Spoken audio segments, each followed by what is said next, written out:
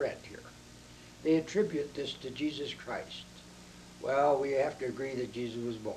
He didn't come down out of the sky. He was born, just like you and I. This is as far as it refers to Jesus, because it says here that the government would be upon his shoulders. And Jesus was a carpenter's son. And certainly the government was not upon his shoulders. The only thing he said about government, given unto Caesar the things that are Caesar, and given unto God the things that are God's. Also, he says his name would be called the Wonderful, the Counselor, the Mighty God, the Everlasting Father, and the Prince of Peace. The only thing that Jesus said about peace was that he didn't come to bring peace. But he didn't say anything else about peace. That's the only thing he said about peace is that he didn't come to bring peace but a sword. And if he said that he was the Prince of Peace, he would have been the biggest failure of all history, because we've had nothing but war from ever since Jesus until our present time. So he definitely was not the Prince of Peace, and he didn't claim to be the Wonderful Counselor, the Mighty God, the Everlasting Father. He claimed to be the Son, the Everlasting Son. But he did tell us in Mark 8:38 that who's ever ashamed of him and his word in his day, that the Son of Man, when he comes in the glory of the Father, would be ashamed of them. And here he's referring to Baha'u'llah, who is the glory of the Father, the Everlasting Father, the Prince of Peace. And of course, they say the Mighty God, that each of the manifestations reflect God, as a mirror reflects the sun. But Baha'u'llah reflects God in the glory of God, in the glory of the Father. And therefore, we have a greater concept of God through Baha'u'llah than any of the rest of them. And the reason for that is that this age, the people's comprehension is much greater than of all the past history. So Jesus said, I have many things to tell you, but you can't bear to hear them now, but when Baha'u'llah comes, he will guide you into all truth. And Baha'u'llah has come and guided us into this truth. All right, now you want to read on? Of the increase of his government and of peace there will be no end, upon the throne of David and over his kingdom, to establish it and to uphold it, with justice and with righteousness, from this time forth and forevermore. Okay. Here it says here, of the increase of his government and peace there would be no end.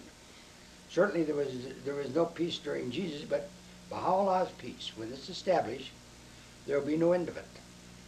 And the increase of his government, Baha'u'llah's government will include all the peoples of the world will come under it. And all the people will be Baha'is, and we have this. But the main thing that it says here, upon the throne of David and over his kingdom. That is, God is going to rule from the throne of David. God don't talk to us in a large voice in the sky.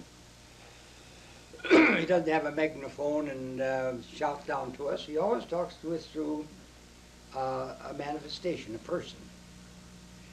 And God has chosen to look over his kingdom, a kingship that he set up way long time ago at the time of King David. And he's told David in his covenant that his kingdom would last forever. He also told Nathan, one of his sons, that is the Holy Spirit told Nathan, that David's kingdom would exist forever. Also, it's the same thing to Solomon, that this kingdom would last forever.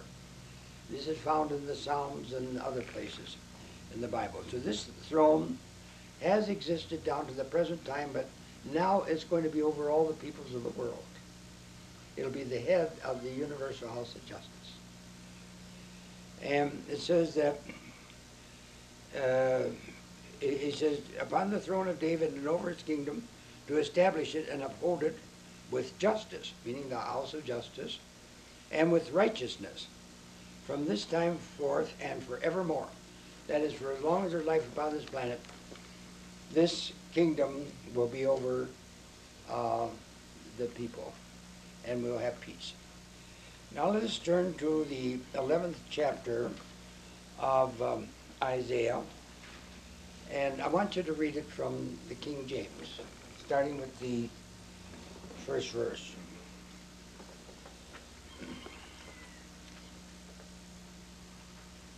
And there shall come forth a rod out of the stem of Jesse, and a branch shall grow out of his roots. Okay, now it's going to come forth a rod out of the stem of Jesse. What is the stem of Jesse? Have any idea? It's his penis. Anybody know who Jesse is? Father of David. He's the father of David, that's right. And out of the father of David is going to come David. And it says there's going to be a rod. The rod is the scepter that a king holds in his hand. This son of Jesse that comes from the sperm of Jesse is King David. And this kingship is the kingship that lasts forever, that we just got through in this last other verse. So he says, come forth a rod out of the stem of Jesse. All right? And a branch shall grow out of his roots. Okay, now the branch shall grow out of his roots. The root of Jesse is today, although it started in the time of David, because if you turn to the 10th verse and read that, it'll explain that. The 10th verse of Isaiah. The same chapter. And in that day there shall be a root of Jesse. Okay, in that day, meaning the latter days, the end, which is today. So today is the root of Jesse. Oh, and it says there's going to be a branch grow out of this root. Do you know who this branch is? It's Abdu'l-Baha, and the root of Jesse is Baha'u'llah. So the branch that grows out of the root of Jesse is Abdu'l-Baha. So let's go back and start reading from the first verse again. Read that all. And there shall come forth a rod out of the stem of Jesse, and a branch shall grow out of his roots. And the Spirit of the Lord shall rest upon him. Okay, now they're talking about this branch now. It's going to grow out of his roots. Go ahead. This is Abdu'l-Baha. Go ahead. The Spirit of wisdom and understanding, the Spirit of counsel and might, the Spirit of knowledge and of the fear of the Lord. And shall make him of quick understanding in the fear of the Lord. And he shall not judge after the sight of his eyes, neither reprove after the hearing of his ears. Okay. In other words, in establishing justice in the world, that Abdu'l-Baha is not going to do this personally, but Abdu'l-Baha in his will and testament sets up the institution of the Universal House of Justice with the guardian at its head. And he doesn't do it through his ears and his own thing, but this House of Justice does this. All right, you want to continue? But with righteousness shall he judge the poor, and reprove with equity for the meek of the earth. And he shall smite the earth with the rod of his mouth, and with the breath of his lips shall he slay the wicked. And righteousness shall be the girdle of his loins, and faithfulness the girdle of his reins. The wolf also shall dwell with the lamb, and the leopard shall lie down with the kid, and the calf and the young lion and the fatling together, and a little child shall lead them. Okay, let's stop here for a minute. It says here that righteousness shall be the girdle of his loins and so forth. Here Abdu'l-Baha sets up this institution of the Universal House of Justice, and for the first time in the world, we're going to have justice. We've never had justice before. Each manifestation emphasizes a certain particular quality of God. For instance, Moses, the law. Buddha, enlightenment. Zoroaster, purity. And Krishna, detachment. Muhammad was a comforter. Jesus emphasized love. But we've never had justice in the world. With Abdu'l-Baha's Universal House of Justice, for the first time we will have justice in the world. And then he said the wolf shall dwell with the lamb, the leopard shall lie down with the kid, and the calf and the lion fatling together. If a lamb laid down with the lion, it probably will wake up in the lion's stomach. So these animals, some Christian sects such as the Jehovah's Witnesses, actually sets this up. They say that these animals are going to change that way, you know. Actually, they look at this and they don't understand a thing of the Bible. These are symbols of nations, like the lion is a symbol of Great Britain, the eagle of the United States, and all these different nations have a different animal for a symbol. It means these are nations that have been at war since the time of Nimrod down to the present time are now going to lie down together in peace and in harmony. And it's because of this universal house of justice that Abdu'l-Baha delineates in his will and testament. And he says a little child will lead them. And do you have any idea who this little child is that's going to lead them? How about you, Joe? The United States. It's the United States. And Debbie, why is it the United States? Because they're the melting pot. But why is it the little child? Because they were the last frontier. The United States brought in a whole new concept of government, of a nation. The people of the United States came out of Europe that was oppressive, the different religions oppressive. They had to believe at what was taught by the clergy or at the point of death. So they escaped this and they set up a government and they separated church and state. They had a political union in order that the diverse sects and denominations could live in harmony and peace together, that they didn't have to fight because of a religion or have a religious conflagration. So with this, the United States became very great. Now every country in the world has some form of separation of church and state, taking after the United States.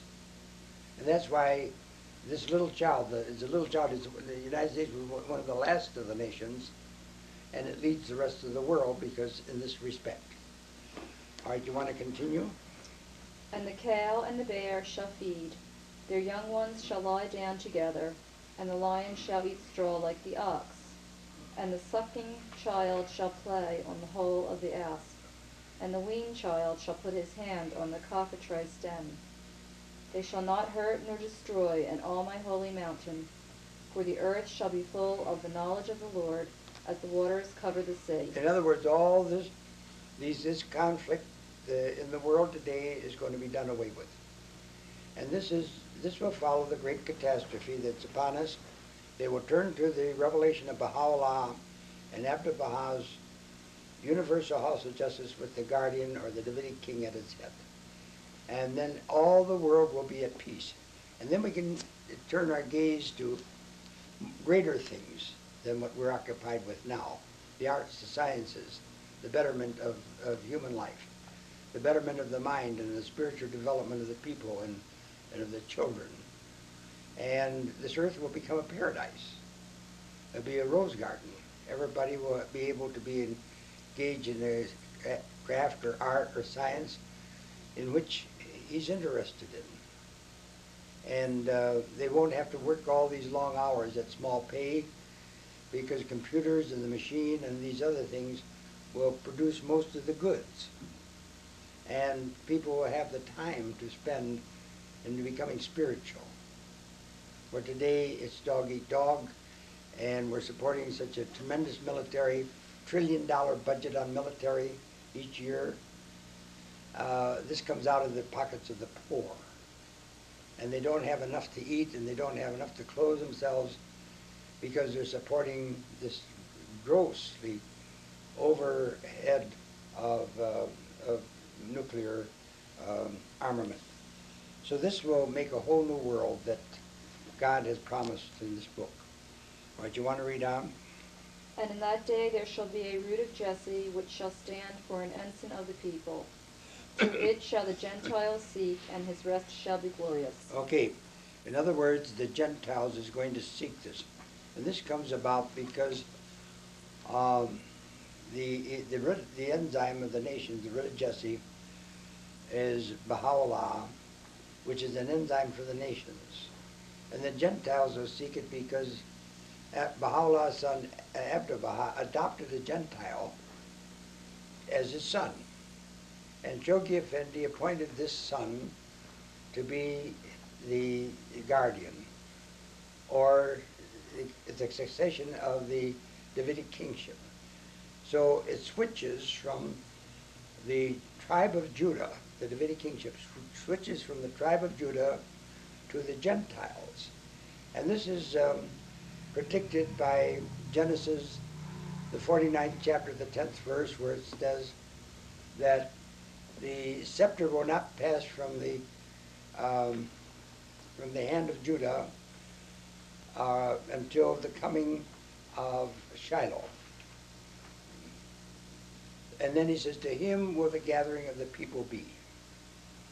That is, the scepter, when it passes, will be the gathering of the people. And then when it turns to the Gentiles, the gathering of the people will take part at that time. And then you read the next verse.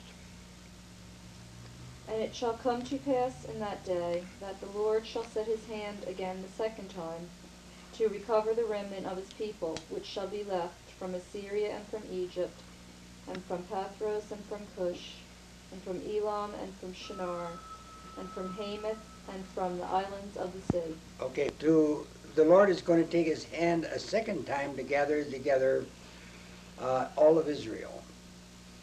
The first gathering of Israel took place by Baha'u'llah. The 12 tribes of Israel divided after the death of Solomon, and they never got united back together again.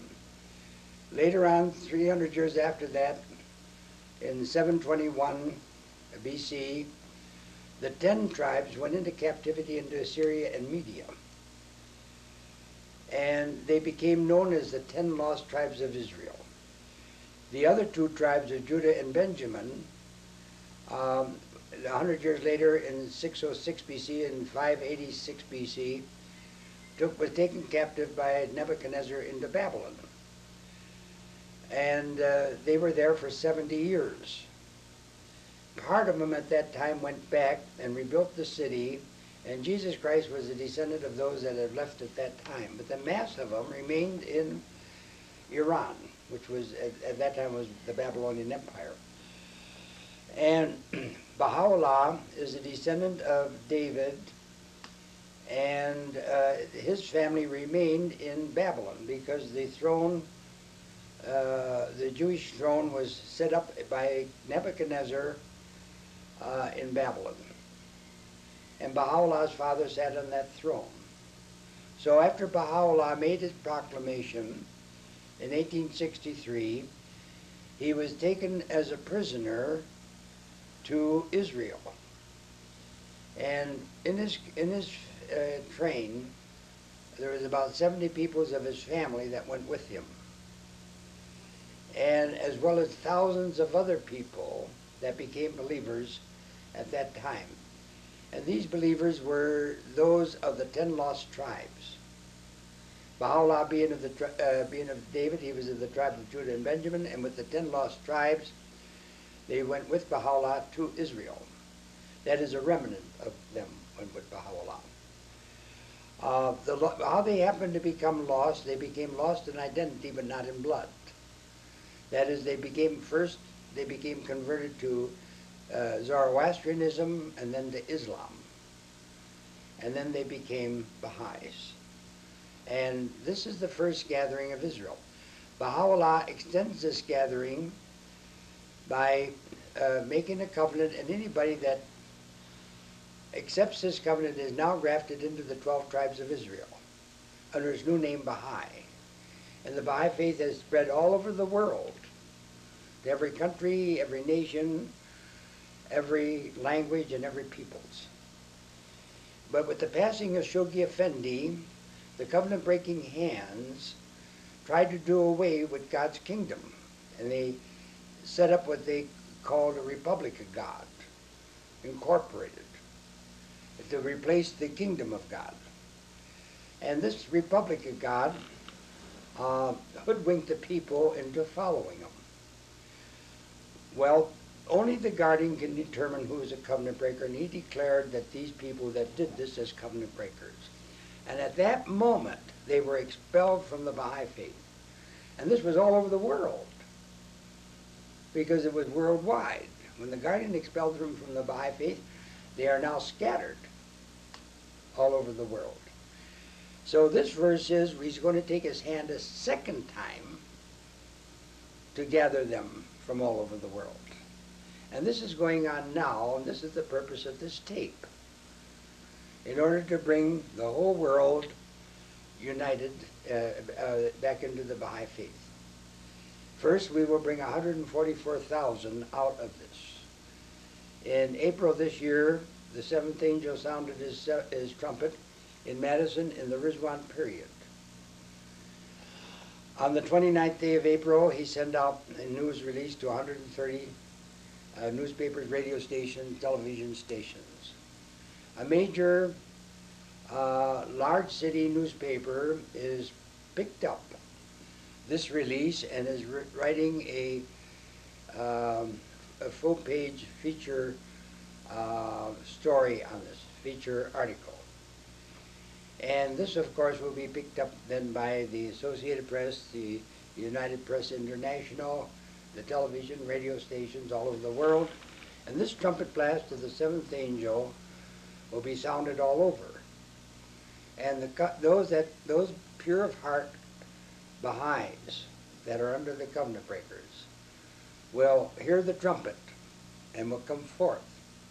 And the minute we get the 144,000, we're going to have the thermonuclear war. He says, because in the book of Revelation it says the four winds of destruction will be held back until we have the 144,000 of the 12 tribes of Israel, 12,000 from each tribe.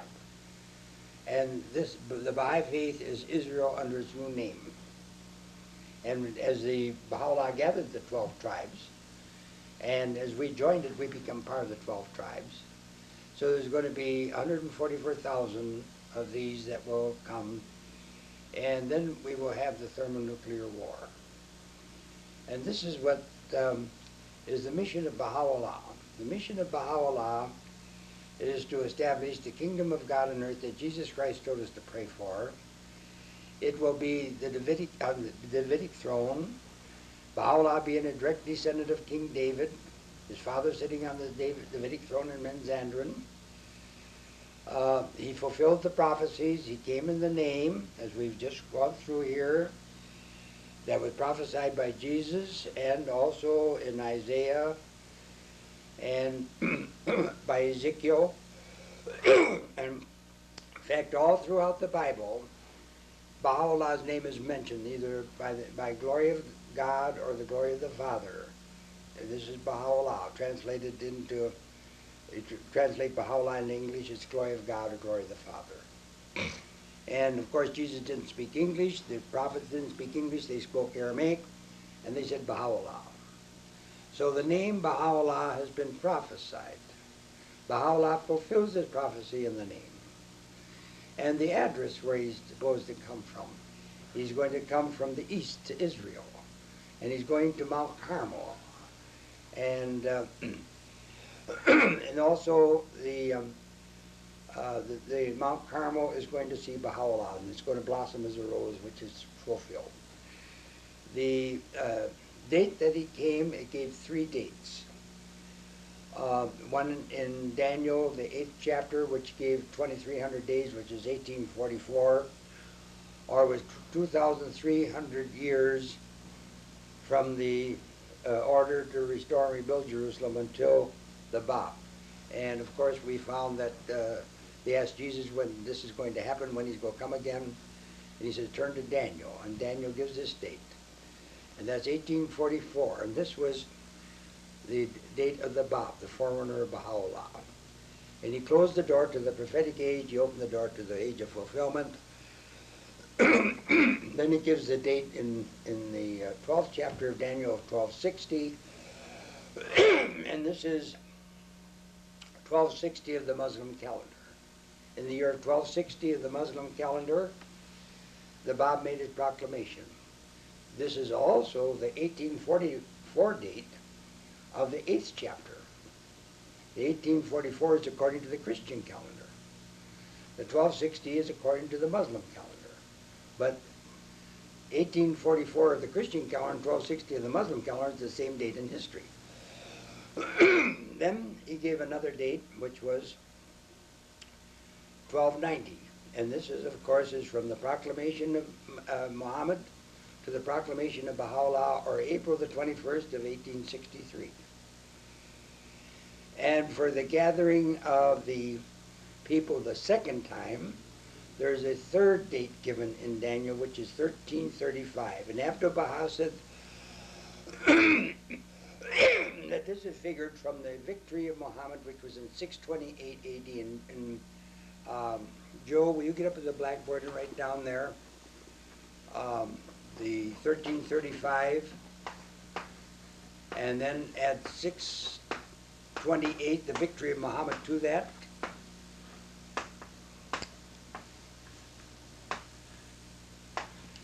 Put that under that there, yeah, under that there. Oh, that's okay. So you get 1963. If you had put the 628 underneath it and add it, they can do that better. Why don't you just put it under that, the 628 under that. Now add that up. And see, so that's 1963. Also, Abdu'l-Baha said it'd be exactly 100 years from Baha'u'llah's proclamation.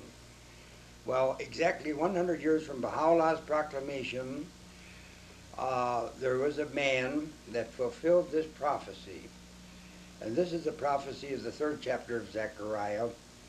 And we'll get into this here explanation later. But he also is the 7th angel, and the 7th angel sounded his trumpet just 2 months ago in April. And it's now ready to resound around the world.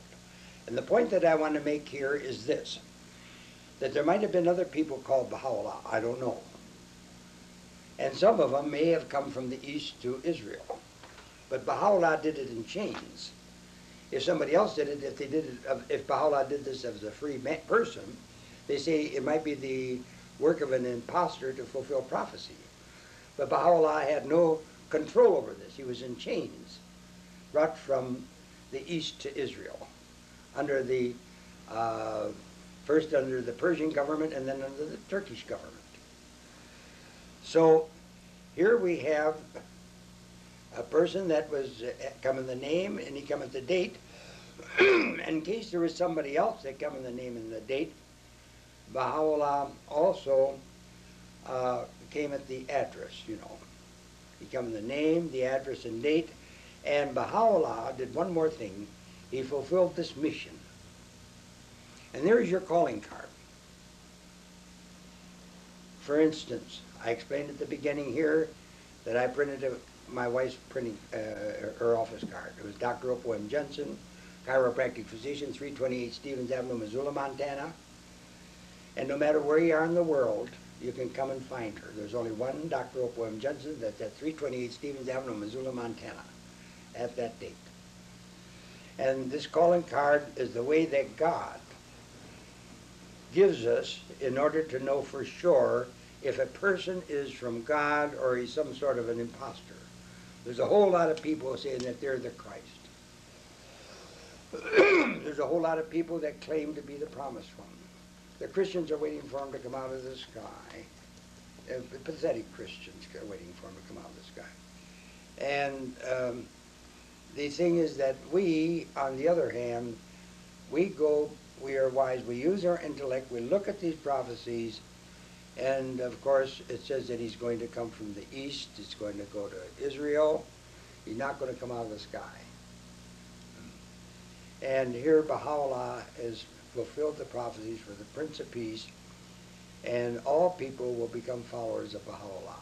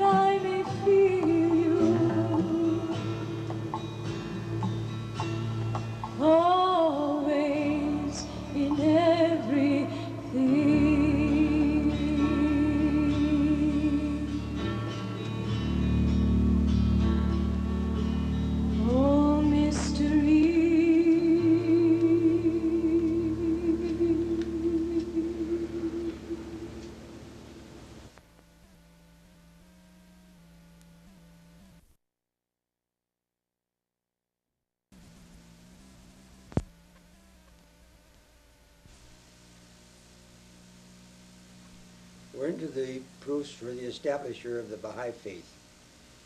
All of the religions have had an establisher. And just as the manifestations and prophets are prophesied by name, address, date, and profession, in this revelation, the establisher is also prophesied with golden criteria, which is the measuring rod to determine if a person has been sent by God or not, that he's prophesied by the name that he's going to come in, the address where he's supposed to appear, the date that he's supposed to arrive, and where you may go to find him. These are the four factors you find on a calling card or a business card, and only one person in the world fulfills a business card. Only one person in the world fulfills the criteria given in the Bible for the coming of the promised one. For instance, there was only one person prophesied by the name of Jesus that was born in Bethlehem, that came at the date given by Daniel, and that atoned for the sins by dying on the cross. And that prophecy will never be fulfilled again by anybody else. But there's the establisher of the faith this time, and he also is fulfilled in this manner. Before we get into those proofs, though, I'd like to tell you a little bit about myself, because this is germane to what we're going to talk about. My parents were Baha'is before they had married and before I was conceived. And my mother's mother and father both were Baha'is even before that. They were among the first Baha'is in America. They met Abdu'l-Baha when he appeared here, and they were very well studied in the Baha'i faith, read the books, and were busy teaching the cause to other people.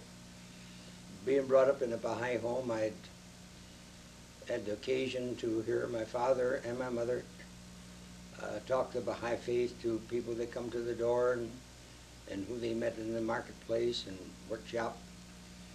And they had firesides in the home, and I had the experience of hearing my parents teach the faith, as well as I attended Baha'i firesides of other people, as well as attending the Baha'i centers, where we had speakers possibly once a week that would come and give lectures on the Baha'i faith, public lectures. So at an early age, I began teaching the Baha'i faith myself. First to the youth that I used to run around with, go to school with, and as we got older, I became more proficient, and I was able to bring several of these young people into the faith. Later on, after I got married, my wife and I finished college and got our doctorate in natural medicine. We didn't have too much time for teaching at that time, because we both had to work as we worked our way through school. But after we had got out in practice, after practicing in Chicago for a while, we moved to St. Louis into a mansion, and we finally moved the Baha'i Center into our home because it was very large. And again, we were back in the teaching again. And this went on until Shoghi Effendi had 2 7-year plans for bringing the faith to the peoples of this world, and he had a 3-year period in between the 2 7-year plans. But instead of making another 7-year plan and having a 3-year period in between it, he had a 10-year, called a 10-year world crusade, to bring it to the remaining people of the world. And this plans of Shoghi Effendi was carrying out Abdu'l-Baha's injunction of it was called the Abdu'l-Baha's divine plan to bringing the faith to the world. And my wife and I participated in this 10-year world crusade. We went we gave up our practice, our livelihood, our medical equipment, x-ray machines and so forth, and went to 2 tiny islands in the Indian Ocean. The first one was Reunion Island. They'd never heard of the Baha'i faith there. We were the first ones to bring the message of the Baha'i faith to Reunion. Adelie Ryan had gone to Mauritius, and she'd brought 2 people into the faith there in a period of about 2 or 3 years. One was a Chinese boy, and the other one was a person from France. But she wasn't able to contact the mass of the people in the island. That is the Creole, the Hindu, and the Muslim, which were the predominant people there. So when I came to the island, we made contact and got into the mass of the people, and in a short time, we were only there for 14 months, we had over 150 people come into the faith in that period of time, and very well educated and deepened into the cause. And then we came back to America, and was in America for a while, and we were disenchanted in the way that the American Baha'is, as well as the assemblies and the National Spiritual Assembly were carrying on. And we had decided that we would go back out to another place. This time we decided to go to Paraguay in South America. They were having difficulty making contact with the people in that place. It was very highly political and sort of a dictatorship. So we were going to drive down on the International Highway. While I was in the island, we was in the islands 4 years. I had bought a new car just before we went down there, a new Chrysler. When I got back, it only had about 10,000 miles on it. I had it in storage at the time. So the car was practically new, and I made it a nice trailer, and we got our belongings that we were going to take down there, and we put it behind the Chrysler, and we started out. But before this happened, Shoghi Effendi had sent special messages to the Baha'is in the United States. He called for conferences to be held in which he sent messages. And large numbers of people attended these conferences. There wasn't just one, but there's, I don't remember, 2, 3, 4. And these were, in the messages, were very condemning to what the National Spiritual Assembly and the Hands of the Faith were doing here in America and throughout the world. He just didn't, but he was primarily attacking the American headquarters here.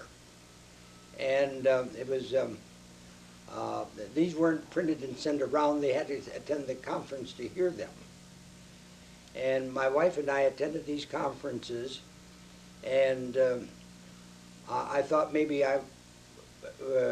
what I was thinking about what the Baha'is were doing were something was wrong with me, that it made me think that they were up to something nefarious, you know. But when Shoghi Effendi condemns them, I wasn't so defensive as far as how I was seeing the thing. So I then decided that I needed to get out of America, away from this, go someplace where people were pure and teach the cause. That the people coming into the faith in America here were being coming under this administration that was oppressive and that were doing things that Shoghi Effendi wasn't happy about. So we got as far as El Paso, and it was in sometime in December, I believe. And it was cold, and on the way to El Paso, Opal and I, we got come down with the Asiatic flu. And we were very, very sick. And we made it into El Paso, and we went to a motel, and we went to bed. And we, of course, we're doctors of natural medicine. We use the natural methods in fasting with our cleansing processes. And it took maybe 3 or 4 or 5 days in order to overcome it. And after we got well enough, we got the telephone book down, to look up to see if there was any Baha'is in the El Paso area. And we contacted one that was the secretary there, and we asked them if there was any firesides or meetings. They said they was having one that night. So Opal and I, we attended the fireside, and they read to us a cablegram that Shoghi Effendi had died. They read one, they said they'd got a one previous to that that said that Shoghi Effendi was sick. And they wanted the Baha'is to pray for him. In the next cablegram, they stated that he had died. In fact, he had died before when they sent out that cablegram that he was sick, he was already dead. And why Rhea Khanum sent that cablegram out that he was sick when she knew he was dead has never been explained. Anyhow, then they read other cablegrams that the hands of the faith had met, and they declared that God had broken his covenant, that considering the Davidic kingship, that he decides to do away with the whole thing, and that they did away with the guardianship of the faith. He said that Shoghi Effendi didn't have a son, and that he left no will. But there's nothing in the will and testament that says under such circumstances that the guardianship would come to an end. It says if he doesn't have a son, then he has to appoint another one, another branch, or an Agson, Abdu'l-Baha's son. And it says that in the will and testament, it doesn't say that he had to appoint him in a will. It says he does do it during his lifetime, meaning that he was not supposed to appoint him in his will, but to tell, and he'd already appointed, Shoghi Effendi had already appointed Mason Rimi, Abdu'l-Baha's son, to be the successor 5 or 6 years before he himself died. Shoghi Effendi died of the Asiatic flu, the same Asiatic flu that Opal and I were sick with. Only he passed on.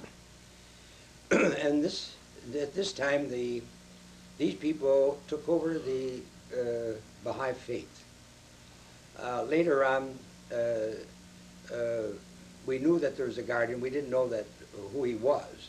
We knew that Shoghi Effendi appointed Mason Rimi, but whether he had Shoghi Effendi had a natural son that was off to college or something like that, we didn't know what the facts were. But later on, Mason Rimi broke with the covenant-breaking hands. He said that he'd gone along with them, hoping to persuade them not to break the covenant as they were. But they said that they would follow all the provisions that Shoghi Effendi had laid down, that he was still their guardian, although he had passed on. He says, if you will follow everything that Shoghi Effendi has laid out for 1963, I'll go along with you. Well, what Shoghi Effendi had proposed for 1963 is that International Baha'i Council, that Mason Rimi was the president of, was supposed to become a world court in 1963. And then after that, then the membership, the body would be elected. But it didn't say that they had to be elected, just the body. And and they also said that this International Baha'i Council that's become a world court would evolve or blossom into the Universal House of Justice in the fullness of time, whenever that was. So here we have a document from Shoghi Effendi, and one of the goals for 1963 was that the International Baha'i Council, that was the embryonic Universal House of Justice, was supposed to go into its next stage of world court in 63. In 1959, Shoghi Effendi passed in 57. In 1959, they had a conclave, and the hands decided to do away with Shoghi Effendi's International Baha'i Council. Instead of it becoming a world court in 1957, they said they will pass by that phase of it, and they will jump to the conclusion and establish a Universal House of Justice without a guardian. Well, when I was in El Paso, when I was in El Paso, and we saw what the hell was happening, that they were breaking the covenant. I said, well, now isn't the time to go to South America. There's going to be a battle here. That there's some people that Shoghi Effendi was already pointing out as being perverse at the head of the Baha'i faith, including the Hands and the National Spiritual Assemblies. And now they're coming along with the Blarney, that God broke his covenant, that there's not going to be, he's not going to fulfill it. But God never breaks his covenant. Man breaks the covenant. And this is just a clear sign of covenant breaking. So we decided to stay in America, and when Mason Remy broke with the Hands in '59 after they decided to break the provisions that Shoghi Effendi had laid out for them, which they had agreed that they was going to follow. They broke the trust with the Guardian. He broke with them and came to America, and he proclaimed to the Baha'i world here that indeed he was the Guardian, that he was appointed by Shoghi Effendi, and that he was Abdu'l-Baha's son, he was adopted by Abdu'l-Baha, and that he was the Guardian. But the Hands of the Faith were more busy with getting control of the Baha'i faith, dipping their hands into the funds, and to take over the institutions and the membership of the faith, to get control of it. Mason Remy said that they didn't want to have a guardian. And this is true especially of the Persian Baha'is. They never wanted a guardian in the first place. They didn't want the Davidic kingship. They were come out of Islam, and Islam's always hated the Jews, and as a descendant of David would be the tribe of Judah. Right? And because of these inherent hatreds, they weren't, just like the Jews didn't want Jesus, a carpenter's son, to be their Messiah. The Muslims didn't want Baha'u'llah descendants to be the guardian of the faith. And also in the West, the Hands of the Faith in the West didn't want a guardian because Shoghi Effendi was a hard taskmaster, and that they wanted to have the more laissez-faire, the easy life. And so they put out the baloney that the Shoghi Effendi give us all the guidance that we need for the next 2,000 years, or the next 1,000 years, whatever it was, until the next manifestation. We don't need a guardian, and that we have his writings. Well, we have his writings, but they wouldn't even follow them. What's the use of having the writing? The purpose of having a guardian is to see that they follow the writings. Right? And that's the purpose of the kingship, is to see that the democracy under it follows the Constitution or the covenant. And these guys, they said, well, if they're going to take over, the first thing they have to do, see, the Davidic kingship is called the guardian. The word guardian means guard. That his job is to guard the thing. See? Well, if you have a junkyard out there and you have some guard dogs, you don't go in there and try to steal some of the parts, you know, because the dogs, they usually use these here Doberman pincers, you know, the Doberman pincer, and they're really ferocious. So if they want to get in there, what they do is they kill off the dog. They threw some poison meat in there, see? They kill the dog, and then they can go in and rob the place. Well, that's what they were concerned in doing, is to get rid of the guardian so that they could rob the Baha'i faith. And we have a Baha'i gate on our hands.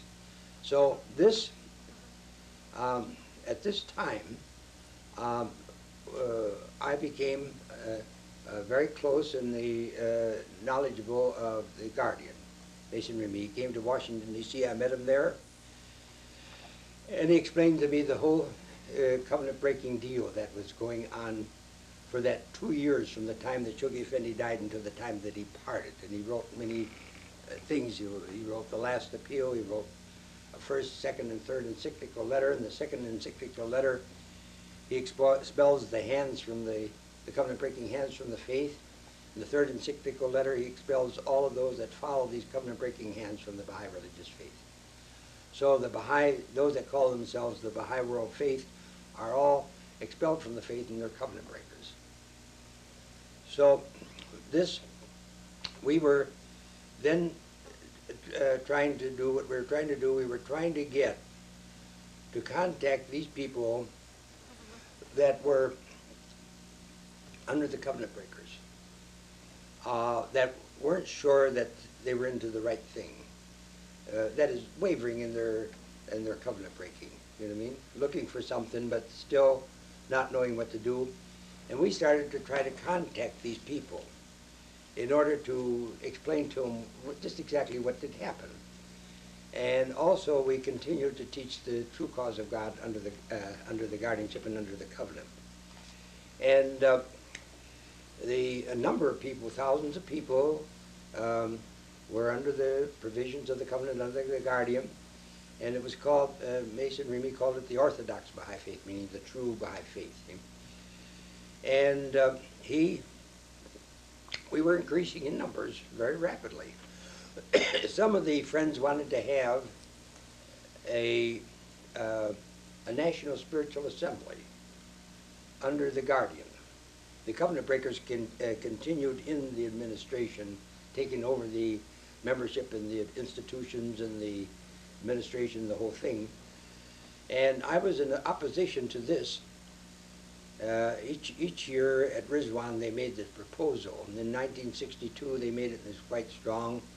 And I talked against it. I didn't think that we ought to have that. The administration always seemed to go into some sort of perversion.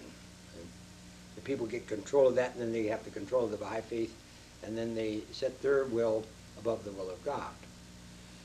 But in 1963, in January, the Guardian wrote me, and of course he was always writing me, and I was writing him. And he said, Dr. Jensen, don't you think it'd be a good idea if we had a National Spiritual Assembly under his guardianship? But he says, not like Shoghi Effendi had to control everything in the Baha'i faith, but just two things. One is to save the waverers, those that are wavering in their violation. And two is to organize the teaching effort so that it could go forward. And I wrote back to him and I says, under these conditions, I would highly support this. And so therefore he called a meeting, called for a convention to be held in the Rizwan period, that's between April the 21st and May the 2nd, to elect a National Spiritual Assembly. And so I was elected delegate for the state of Missouri.